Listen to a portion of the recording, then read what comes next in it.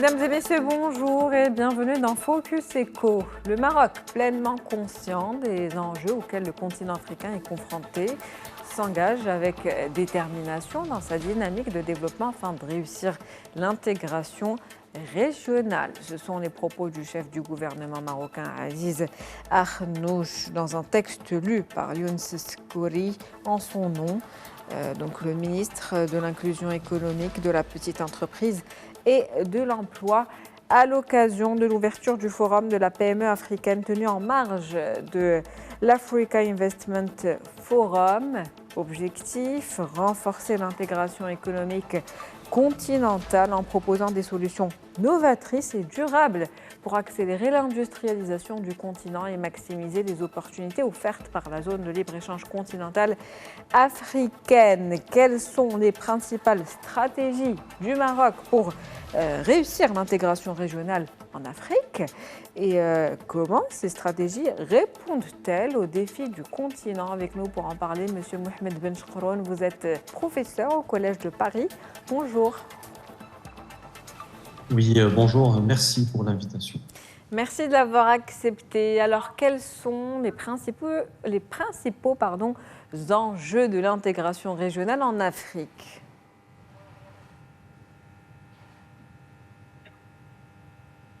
Alors, le forum de la PME africaine qui s'était déroulé à Casablanca, en face d'une délégation forte de PME africaines, avait pour but de délimiter le champ et de voir quels sont les secteurs d'activité stratégiques qui pourraient effectivement créer une complémentarité entre le Maroc et les pays d'Afrique subsaharienne afin de créer cette inclusion commerciale, cette inclusion économique et d'avoir un écosystème industriel qui soit panafricain.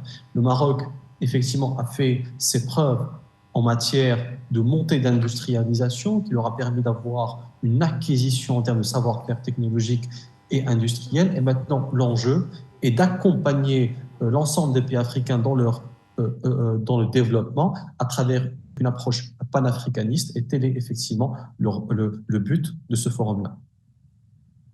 Effectivement, donc un forum avec plusieurs enjeux. Vous avez parlé de secteurs stratégiques. Dans quel secteur stratégique aujourd'hui investit le Maroc au niveau continental et comment ces secteurs peuvent-ils contribuer justement au développement économique du continent africain?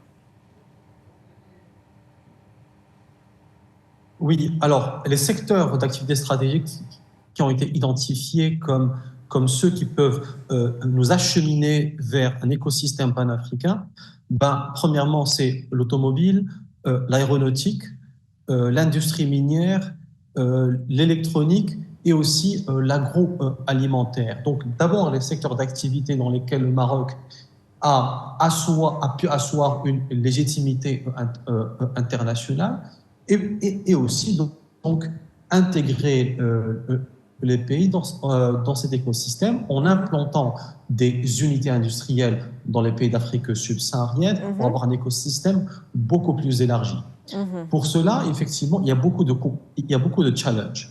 Les challenges sont importants. Le premier challenge, c'est lié à l'instabilité politique. L'un des vrais freins au développement économique, c'est cette non-visibilité par rapport au long terme. Les coups d'État, les punchs militaires sont de vraies barrières. Donc il faut d'abord sécuriser le territoire, créer une infrastructure pour fluidifier le commerce, former la jeunesse africaine, parce que l'un des gros avantages, c'est que nous avons une démographie africaine qui est très jeune. D'ici 2050, 50% de la population africaine aura moins de 25 ans sur une population mondiale de 2,5 milliards d'habitants. Donc, il faut optimiser ce levier-là en formant la jeunesse sur les métiers de l'avenir. Donc, il faut travailler sur nos leviers d'amélioration et pourquoi pas nous acheminer vers un commerce intra-africain. Et là, je veux vous rappeler juste un petit chiffre. Seulement 15% et le montant du commerce intra-africain, sachant qu'en Europe, il est de 68% et en Asie, il est de 55%. Donc le travail pour l'inclusion économique panafricaine a ses beaux jours à l'avenir.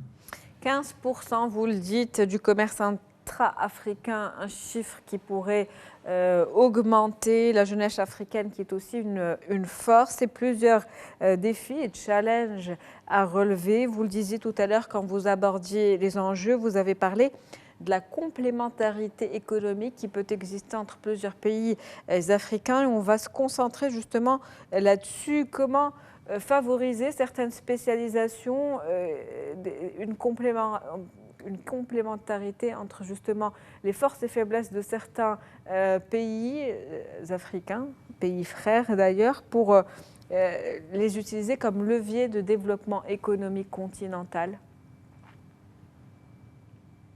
Oui, alors on fait des études par pays. On voit chaque pays et on y voit ses potentialités de croissance, ses atouts et ses avantages. Nous savons très bien que l'Afrique abrite la majorité des ressources naturelles et aussi par rapport aux terres arabes. 60% des terres arabes mondiales sont en Afrique. Donc chaque pays, par rapport à ses ressources naturelles, donc le Maroc pourrait effectivement les accompagner pour passer d'une exportation brute des matières premières à une exportation d'un produit qui peut être raffiné. 90%, je vous donne un simple exemple, 90% du coton, il est exporté et il est ni filé ni tissé. Et donc ça, c'est un vrai problème. Donc pourquoi pas créer une jointe venture, un partenariat public-privé pour que l'expertise marocaine dans le textile puisse s'exporter dans ces pays-là qui disposent de ces ressources naturelles et accompagner vers la création d'industries avec une formation adaptée, avec du financement pour qu'il y ait un co-développement. Par exemple, par rapport aux pays qui ont de grandes superficies arables et fertiles à l'agriculture, pourquoi pas l'OCP puisse accompagner ces États-là en leur fournissant effectivement du phosphate adapté pour des fertilisants adaptés pour la culture de l'agriculture. Et donc on accompagne les ingénieurs agronomes pour qu'ils puissent effectivement optimiser tout ce potentiel. Donc ce sont des études par pays en identifiant les avantages comparatifs et sur la base des ressources naturelles et des capacités démographiques, asseoir une jointe venture et un écosystème industrialisé qui soit panafricain. Vous avez parlé de co-développement, le terme est bien choisi. Je vais citer donc le chef du gouvernement. Les échanges entre pays jouent un rôle crucial en tant qu'outil pour établir un partenariat gagnant-gagnant, bénéficiant à la fois aux États et à leur population.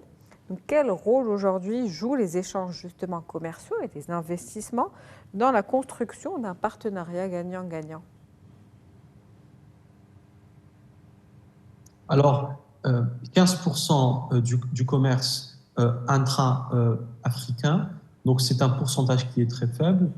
Dans les pays développés, nous vivons des regroupements régionaux avec un renforcement et des partenariats entre pays de la même région. Donc 65% du commerce intra-européen sont concentrés dans cette région, 55% en Asie. Donc l'idée de la ZLECAf, l'idée de créer une zone de libre-échange permet effectivement d'optimiser le potentiel et que le développement économique puisse servir d'abord à la jeunesse africaine. Donc plus nous allons nous acheminer vers un co-développement, vers une inclusion panafricaine, vers un écosystème industrialisé, régionalisé en Afrique, ça va permettre la création d'emplois. Et cette création d'emplois va permettre effectivement une limitation de l'exode et donc de l'immigration vers l'Europe. Et cela, in fine, cela va renforcer le potentiel africain, cela va renforcer l'industrialisation et l'économie africaine, et cela pour le développement de sa jeunesse, pour un gain en technologie et pour avoir finalement, pour que l'Afrique puisse enfin avoir sa traversée de croisière et sa traversée vers le développement, des choses que nous espérons. Et cela ne peut se faire qu'à travers une inclusion industrielle panafricaine.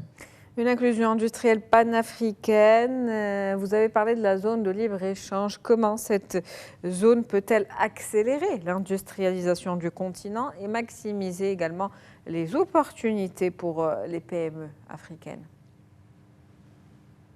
Alors, ce qu'il faut, c'est que, premièrement, il faut faire confiance à la jeunesse africaine. Il faut faire confiance aux PME africaines. Rappelons-le que le cœur, le cordon ombilical d'une politique économique, c'est l'émancipation d'une PME, car c'est la PME qui crée la majorité de l'emploi.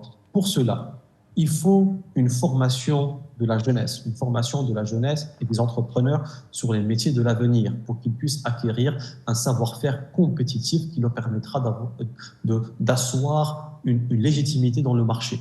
Il faut que l'accompagnement en formation puisse être parallèlement accompagné par un développement des infrastructures.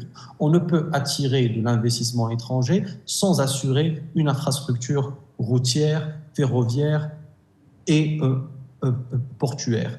Et également optimiser le potentiel des ressources naturelles. Et le projet du gazoduc de la pipeline Nigeria-Maroc va permettre non seulement d'optimiser le gaz pour qu'il puisse se desservir sur l'ensemble des pays de l'Afrique de l'Ouest, et aussi ça va permettre une compétitivité, ça sera un levier de compétition d'avoir une énergie pas chère disponible pour l'ensemble des entrepreneurs. Et puis, assainir le climat des affaires, il faut qu'il y ait un climat de confiance et qu'on cesse avec le problème de recouvrement, car beaucoup d'entrepreneurs qui sont en Afrique reprochent qu'il y ait un problème de climat de confiance et une incapacité à asseoir une durabilité dans la collaboration. Donc c'est un travail qui doit être structurel, c'est un travail sérieux, et que les fruits ne vont être récoltés que sur le moyen et long terme. Et long terme. Merci à vous, Monsieur Mohamed Benchkroun. Je rappelle que vous êtes professeur au Collège de Paris. Merci pour toutes ces précisions. C'était un plaisir de vous avoir avec nous. Le plaisir est partagé. Merci encore une fois. C'est la fin de Focus Eco. On se retrouve demain avec un nouveau sujet, nouvel invité. Très bonne soirée. Merci pour votre fidélité.